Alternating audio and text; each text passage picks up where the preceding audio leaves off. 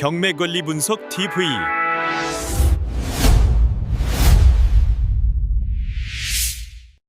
성취자님, 오늘 우리가 파헤쳐볼 이번 심층 탐구의 주제는 아주 흥미롭고 또 약간은 섬뜩합니다. 네, 오늘 다룰 자료 내용이 진짜 현실적이면서도 무서운 이야기거든요. 맞아요. 평생 모은 자본을 탈탈 털어서 법원 서류에서 본 완벽한 방 3개짜리 신축 빌라를 딱 낙찰받았다고 상상해 보시죠. 생각만 해도 부자가 된 것 같고 기분이 좋잖아요. 그렇죠. 그런데 부푼 꿈을 안고 딱 현장 건물 문 앞에 섰는데 현관문이나 벽면 전체에 막 알 수 없는 귀괴한 부적들이 덕지덕지 붙어 있는 겁니다. 와, 진짜 그 자리에서 주저앉을 것 같은데요? 아니면 굳게 닫힌 문틈 사이로 막 퀴퀴한 냄새가 나고 수십 켤레의 신발이 산더미처럼 쌓여있는 걸 마주하게 되는 거죠. 그러니까 서류상으로는 평범한 주거시설이었는데 막상 현실은 사이비 종교의 본거지이거나 불법 체류 노동자들의 밀집 합숙소였던 거네요? 바로 그겁니다. 그래서 오늘 우리가 다룰 잔료가 바로 이런 끔찍한 괴리를 파헤치는 부동산 경매 현장 임장과 명도 전략 핵심 가이드입니다. 네, 투자자들이 흔히 맹신하는 그 깔끔한 서류들이 현실의 축축하고 지저분한 이면을 어떻게 가리고 있는지 알아보는 거죠. 맞습니다. 청취자님, 서류만 믿고 덜컥 부동산 경매에 뛰어들었다가 내 소중한 자본을 갉아먹는 진짜 지뢰를 밟지 않기 위해서요.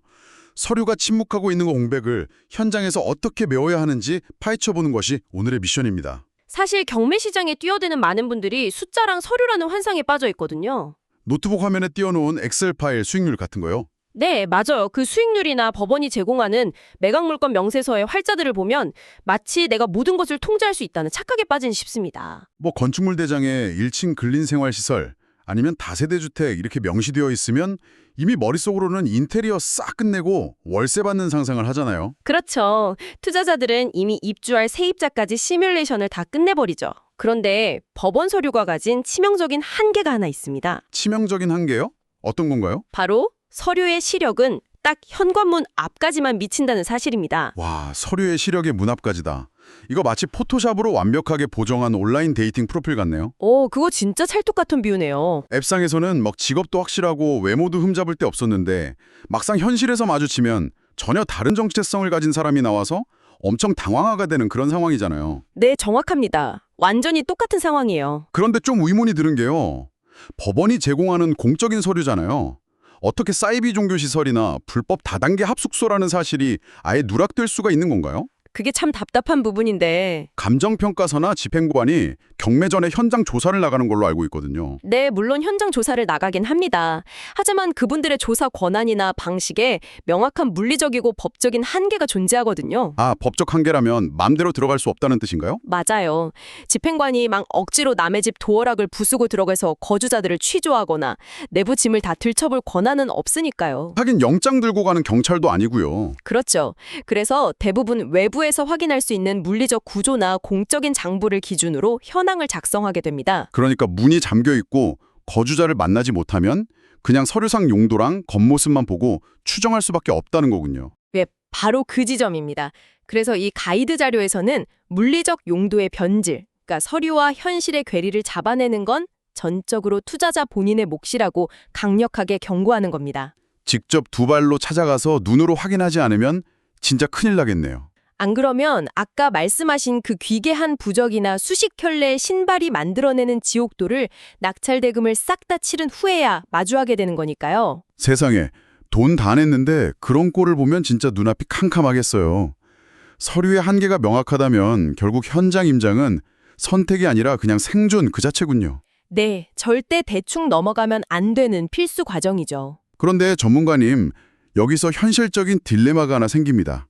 낙찰을 받기 전이든 후든 간에 우리 역시 남의 집 문을 마음대로 열고 들어갈 수는 없잖아요. 그쵸. 우리한테도 당연히 무단 침입할 권한은 없죠. 그러면 기껏해야 현관문 앞에서 서성거리는 것 외에는 할 수 있는 게 많지 않은데 도대체 그 닫힌 문 밖에서 무엇을 단서로 내부의 지옥도를 예측해야 하는 건가요? 투시 능력이 있는 것도 아니고요. 내부로 들어갈 수 없다면 그 공간이 밖으로 뿜어내는 방치된 시간, 그리고 압박의 흔적을 읽어내야 합니다. 방치된 시간과 압박의 흔적이요? 약간 CSI 과학수사대 같은데요? 진짜 비슷해요.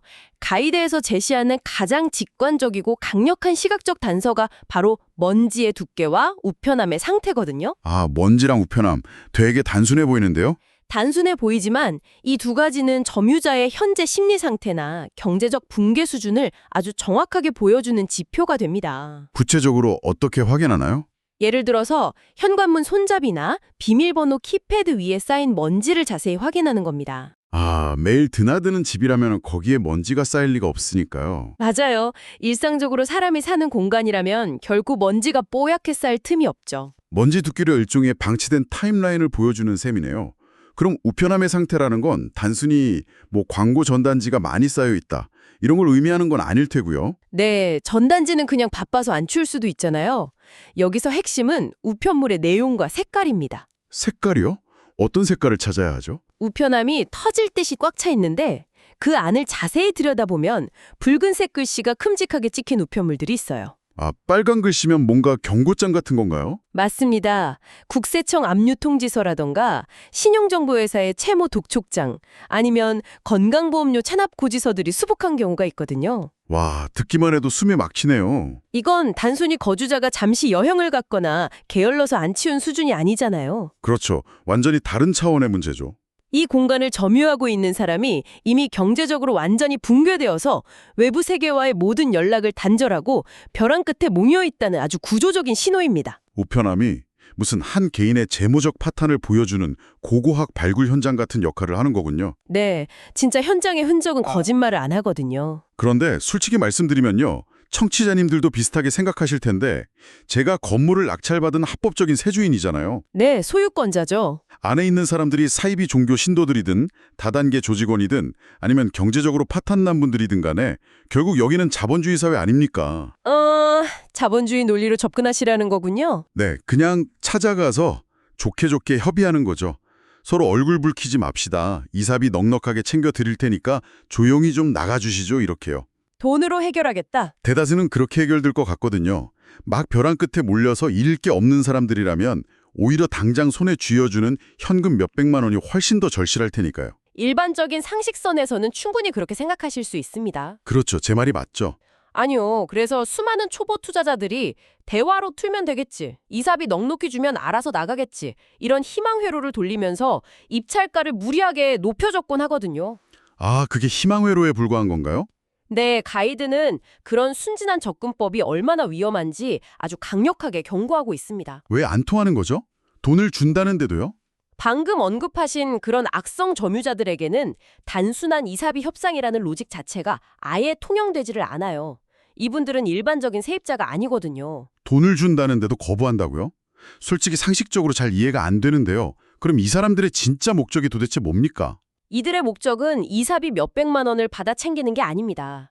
바로 그 공간 자체를 끝까지 볼모로 잡고 버티는 데 목적이 있어요. 공간 자체를 인질로 잡는다고요? 네, 예를 들어 사이비 종교 단체나 다단계 조직은 철저한 맹신이나 그들만의 조직 논리로 움직이잖아요. 아, 외부의 상식이 안 통하는 집단이죠. 맞아요. 이 사람들은 낙찰자의 법적 절차를 자신들에 대한 탄압이나 핍박으로 규정해버립니다. 오히려 그걸 핑계로 결속력을 더 다지기도 하죠. 와, 무섭네요. 그럼 거기다 대고 돈을 주겠다고 하면요. 돈으로 타협점을 찾으려고 시도하는 순간 오히려 수십 명이 한꺼번에 짐을 싸들고 복도에 막 들어눕거나 바리케이드를 쳐버립니다. 아주 조직적이고 맹렬한 저항을 시작하는 거죠. 세상에, 복도에 들어눕는다고요? 그럼 아까 말한 경제적으로 완전히 붕괴된 채무자들은요? 그분들도 마찬가지예요. 당장 갈 곳이 없기 때문에 이 공간에서 쫓겨나는 것 자체를 자기 생존에 대한 직접적인 위협으로 받아들입니다. 그래서 아주 극단적인 행동을 취할 수 있죠. 공간 자체를 인질로 잡고 있다는 표현이 새삼 진짜 섬뜩하게 들리네요. 그럼 대화가 안 돼서 합법적으로 내보내려고 법적 절차를 밟기 시작하면 그 시간 동안 낙찰자는 대체 어떤 상황에 놓이게 되는 건가요? 그냥 끝없는 매몰 비용의 늪에 빠지게 되는 겁니다. 매몰 비용이요? 네, 악성 점유자들을 상대로 한 법적 분쟁이 결코 몇 주 안에 뚝딱 끝나지 않거든요. 최소 수개월에서 길게는 1년 이상의 긴 시간이 소모됩니다. 1년이요? 와, 피 말리겠네요. 그렇죠. 그 1년 동안 낙찰자는 대출이자를 매달 감단해야 하고요. 또 값비싼 변호사 선임 비용도 들죠. 비용이 2중 3중으로 깨지네요. 게다가 나중에 강제 집행을 할 때 투입되는 수백만 원에서 수천만 원에 이르는 집행 비용까지 고스란히 혼자 다 떠안아야 합니다. 서류상으로는 시세보다 싸게 샀다고 막 환호했을지 모르지만 실질적인 시간과 비용을 다 계산해보면 오히려 시세보다 훨씬 비싸게 산 셈이 되는 거군요. 네, 결국 내 소중한 자본이 꽉 묶인 채로 극심한 스트레스에 시달리게 되는 지옥이 열리는 거죠. 서류상 보이지 않았던 리스크가 현실에서 엄청난 재무적 타격으로 돌아오는 거네요. 이렇게 육탄전으로 버티는 악성 점유자들의 위력은 확실히 알겠습니다. 청취자님들도 절대 쉽게 생각하시면 안 되겠네요. 네, 정말 조심하셔야 합니다. 그런데 전문가님, 여기서 좀 더 교묘한 방식의 저항도 존재하잖아요? 어떤 거 말씀이시죠? 무식하게 몸으로 들어눕는 대신에 아예 법이라는 시스템 뒤에 딱 숨어서 합법을 가장한 채로 낙찰자를 괴롭히는 불이요. 아, 유치권 행사 말씀하시는 거군요. 네, 맞습니다. 유치권 행사라는 명목으로 건물을 점거하는 경우가 대표적인데요. 현장에 가보면 건물 외벽이나 펜스대에 막 빨간 낙하로 유치권 행사 중 접근 금지 이렇게 쓰인 살벌한 현수막들을 종종 보게 되거든요. 맞아요. 경매 물건 보러 가면 흔히 보이는 풍경이죠. 이런 시각적 위협은 일반 투자자들에게 엄청난 공포감을 주잖아요. 그런데 가이드 자료를 보니까 이런 유치권 중 상당수가 가짜라고 지적하고 있더라고요. 네, 실제로 현장에 가보면 가짜 유치권이 정말 많습니다. 그러면 이 가짜 방패의 논리적 허점을 우리는 어떻게 파고들어야 합니까? 일단 유치권이 성립하기 위한 가장 핵심적이고 절대적인 전제 조건을 이해하셔야 해요. 유치권은 공사대금 같은 걸 받지 못한 채권자가 그 건물을 적법하게 그리고 계속해서 점유하고 있을 때만 강력한 법적 효력을 발휘합니다. 적법하게 그리고 계속해서 점유한다. 네, 여기서 제일 중요한 키워드는 점유의 계속성과 배타적 지배입니다. 배타적 지배라는 건 다른 사람이 못 들어오게 막고 있다는 뜻이죠? 맞습니다. 단순히 경매가 시작된다는 소식을 딱 듣고 부랴부랴 달려와서 무서운 현수막 하나 덜렁 걸어놓고 자물쇠 하나 채워놓고 떠났다고 해서 점유가 인정되는 게 절대 아닙니다. 아, 현수막만 걸어놓고 집에 가버리면 안 된다는 거군요. 그렇죠. 실제로 관리인이 그 공간에 계속 상주하면서 다른 사람의 출입을 통제하고 건물을 실질적으로 지배해야만 유치권이 인정되는 겁니다. 와, 그러니까 서류상으로 아무리 막 거창한 공사대금 차권이 있다고 주장을 하더라도 현실의 공간에서 그 점유가 중간에 끊겼거나 실제로 상주하지 않았다면 그 유치권은 그냥 모래성처럼 무너진다는 뜻이네요. 네, 완벽하게 이해하셨습니다. 바로 그 점을 공략하는 거예요. 그럼 현장에서 이 점유가 단절됐는지 아닌지 여부를 도대체 어떻게 증명해내야 할까요? 무작정 문을 쾅쾅 두드려 볼 수도 없고 말이죠. 그래서 치밀하고 다각적인 탐문 수사가 필요한 겁니다. 가이드에서는 현장에 방치된 사소한 흔적들을 먼저 찾으라고 조언하고 있어요. 사소한 흔적이라면 어떤 게 있을까요? 예를 들면 걸어놓은 현수막이 비바람에 찢어진 채로 되게 오랜 기간 방치되어 있지는 않은지, 주변에 쓰레기나 잡초가 관리되지 않고 무성하게 자라 있는지 관찰하는 거죠. 아, 진짜 사람이 상주하면서 관리했다면 주변이 그렇게 지저분하지는 않을 테니까요. 맞습니다. 그리고 가장 훌륭한 정보원은 역시 이웃 주민들과 관리사무소 직원분들입니다. 주변 사람들에게 탐문하는 거요. 근데 이것도 과정이나 기승이 꽤 필요할 것 같아요. 맞아요. 요령이 필요하죠. 다짜고짜 가서 저기요, 여기 가짜 유치권 맞죠? 이렇게 물어보면 아무도 대답 안 해줄 거 아니에요? 남의 일이 엮이기 싫으니까요. 당연하죠. 경계부터 하실 겁니다. 오히려 요즘 이 집에서 사람 드나드는 거나 뭐 쓰레기 내놓는 거 보신 적 있으세요? 이렇게 일상적인 질문으로 자연스럽게 접견해야 진실을 끌어낼 수 있겠네요. 네, 그렇게 접근하는 게 핵심입니다.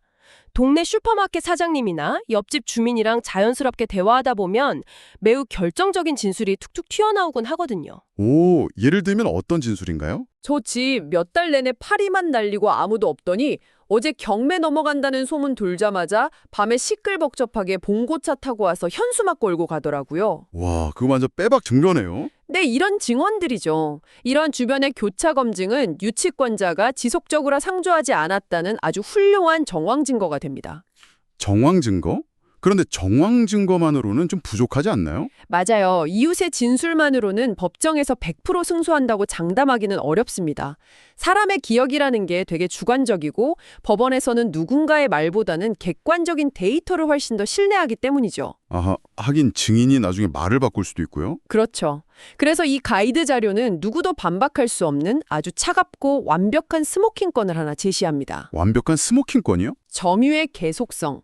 누군가 그 건물에 실제로 상주하면서 배타적으로 지배를 유지했다면 뭐 인간인 이상 숨만 쉬고 살 수는 없었을 테고요. 네, 당연히 생활을 했겠죠. 밤에는 불을 켜야 하고 겨울에는 난방을 해야 하고 화장실 물도 내려야 하잖아요. 바로 그겁니다. 그렇다면 가장 확실한 객관적 데이터는 결국 그들이 상주했다고 주장하는 기간 동안에 전기요금이나 수도요금 같은 에너지 사용 내역이군요. 와, 정확하게 맞추셨어요. 그 논리적 추론이 완벽히 들어맞습니다. 야, 이거 진짜 소름 돋는데요? 관할 한전이나 수도사업소를 통해서 유치권자가 점유를 주장하는 기간 동안에 에너지 사용량 내역을 확보하는 겁니다. 합법적으로 떼어볼 수 있는 거죠. 네, 이해관계인 자격으로 충분히 확인 가능합니다. 만약 상대방이 서류상으로는 우리는 이 건물에서 1년 내내 먹고 자면서 유치권을 강력하게 행사했다 이렇게 주장하는데요. 막상 한전에서 발급받은 데이터상으로는 그 기간에 전기 사용량이 0이거나 아예 전기를 쓰지 않았을 때 나오는 기본 요금만 덩그러니 찍혀 있다면 어떨까요? 야, 진짜 아주 우아한 해결책이네요. 전기요금 고지서가 수억 원짜리 부동산 분쟁에서 완벽한 거짓말 탐지기 역할을 하는 셈이군요. 네, 빼도 박도 못하는 명백한 증거가 되는 거죠. 상대가 서류를 아무리 그럴싸하게 위조하고 막 엄청 비싼 변호사를 고용해서 화려하게 변론을 펼친다 한들 판사님이 그럼 어두컴컴한 암흑 속에서 1년 동안 씻지도 않고 화장실도 안 가고 유치권을 행사하셨습니까? 이 질문 하나 던지면 모든 주장이 그냥 박살나겠네요. 그렇습니다. 가짜 유치권자들이 만들어낸 서류상의 그 거대한 거짓말을 한 장의 얇은 전기요금 고지서라는 물리적 데이터가 완벽하게 꿰뚫어버리는 짜릿한 순간이죠. 와, 쾌감이 엄청나겠는데요. 정보의 비대칭이 극심한 경매 시장에서 이런 과학적인 교차 검증 능력은 투자자의 자본을 시키는 가장 강력한 무기가 됩니다. 정말 대단한 무기네요. 하지만 전문가님, 여기서 또 다른 현실의 벽에 부딪힐 수 있을 것 같아요. 어떤 벽이 또 남아있을까요? 청취자는 우리가 방금 배운 대로 현관문의 먼지도 다 확인하고 이웃의 증언도 확보하고 심지어 에너지 사용량 0이라는 그 완벽한 데이터 스모킹 건으로 상대의 거짓말을 완전히 증명해냈다고 가정해보죠. 네, 증거 수집이 완벽히 끝난 상태네요. 그런데도 상대방이 논리랑 법을 깡그리다 무시한 채 막무가내로 나오는 거예요. 증거가 있든 말든 우리는 여기서 죽어도 못 나간다. 배째라. 이렇게 대화를 완전히 거부한다면 그땐 어떻게 할까요? 다시 돌아오는 거군요. 맞아요. 아무리 완벽한 증거를 들이밀어도 상식적인 협상 자체가 아예 불가능하다면 우리가 길거리에서 멱살 잡고 싸울 수도 없는 노릇이잖아요. 그럼 결국 우리가 준비한 이 모든 현장 임장의 노력들이 다 허무해지는 것 아닌가요? 절대 허무해지지 않습니다. 오히려 그 반대죠. 그 반대라고요? 어쨌어요? 현장 임장을 꼼꼼하게 하는 궁극적인 이유는요. 악성 점유자란 길거리에서 감정 싸움을 하기 위해서가 아닙니다. 아, 설득하려고 증거를 모으는 게 아니군요. 네, 말이 전혀 안 통하는 상대를 만났을 때 내 개인의 에너지를 소모하지 않고 국가의 공권력이라는 압도적인 힘을 빌려서 가장 신속하고 합법적으로 이들을 제압하기 위함입니다. 공권력을 빌린다. 멋진 말이네요. 가이드에서는 이를 위한 최후의 법적 조치로 인도명령과 강제집행 제도를 아주 상세히 설명하고 있습니다. 인도명령과 강제집행, 단어 자체가 주는 무게감이 상당한데요. 우리가 현장에서 모은 단서들이 이 무거운 법적 절차에서 대체 어떻게 작동하는 건지 구체적으로 설명 좀 해주시죠. 일단 인도명령은 낙찰자가 대금을 완납하고 합법적인 소유권을 취득했음에도 부당하게 그 공간을 점유하고 있는 자들을 내보내달라고 법원에 요청하는 절차입니다. 법원에 정식으로 쫓아내달라고 청구하는 거군요. 네, 법원이 인도명령을 딱 내렸는데도 이 사람들이 끝까지 버티면 그때는 국가 공권력인 집행관이 강제로 들어가서 내부 짐을 다 밖으로 끌어내는 강제집행 단계로 넘어가게 되죠. 아, 뉴스에서 가끔 보는 그 빨간 딱지 붙이고 짐 빼는 그 장면이네요. 맞습니다. 그런데 이 절차가 얼마나 빠르고 매끄럽게 진행되느냐, 즉 법원이 우리의 손을 얼마나 빨리 들어주느냐를 결정하는 것이 바로 우리가 현장에서 치밀하게 수집한 그 총알들입니다. 아, 현장에서 수집한 증거들이 총알이 되는 거군요. 네, 우편함에 쌓인 체납 고지서 사진, 이웃 주민들의 일관된 진술서, 그리고 가짜 점유를 완벽하게 입증하는 전기요금 사용 내역서 같은 물리적 증거들이 법원에 딱 제출되잖아요. 판사님이 그걸 보면 어떻게 반응하죠? 판사는 상대방의 뻔한 지연 전술이나 억지 주장에 절대 휘둘리지 않습니다. 아주 신속하게 인도 명령을 인용해 주죠. 와, 그러니까 현장 임장은 상대방을 설득하기 위한 게 아니라 판사님을 설득하기 위한 거였네요. 최악의 상황에서 합법적인 칼을 가장 날카롭게 벼리기 위한 필수적인 사전 작업인 셈이군요. 정확합니다. 아주 흥미로운 지점을 잘 짚어주셨어요. 사실 많은 사람들이 현장 조사를 단순히 하자없는 물건인지 그냥 동네 한 바퀴 둘러보러 가는 것 정도로 되게 가볍게 생각하잖아요. 네, 보통은 인프라나 상권 분석 정도만 하고 오시죠. 그런데 실제로는 최후의 법적 분쟁까지 염두에 둔 아주 치밀하고 냉혹한 증거 수집 과정이라는 거네요. 지피지기면 백전백승이라고 적이 어떤 상태인지, 점유 성격이 생계형인지 조직형인지, 그리고 권리 주장이 진짜인지 가짜인지를 명확한 데이터로 파악해둬야만 협상으로 끝낼지 아니면 곧바로 강제 집행의 칼을 확 뽑아들지 정확한 타임 라인을 설계할 수 있겠습니다. 네, 완벽한 통찰입니다. 정보의 홍수 속에서 그냥 방구석에 앉아 손가락만 까딱거리며 인터넷 서류만 뒤적이는 분들이 있거든요. 이른바 안락기자 탐정 스타일이군요. 네, 그런 안락기자 탐정의 방식으로는 이 험난한 경매 시장에서 절대 살아남을 수 없습니다. 서류는 언제나 얌전하게 정제되어 있으니까요. 맞아요. 서류는 때로는 교묘한 거짓말을 품고 있죠. 결국 현장의 공기를 직접 마시고 사람들의 동선을 눈으로 관찰하고 숨겨진 숫자의 의미를 읽어내는 그 현장의 통찰력만이 이 모든 위험을 통제할 수 있는 유일한 열쇠입니다. 아, 오늘 대화 정말 짚고 밀도 있었습니다.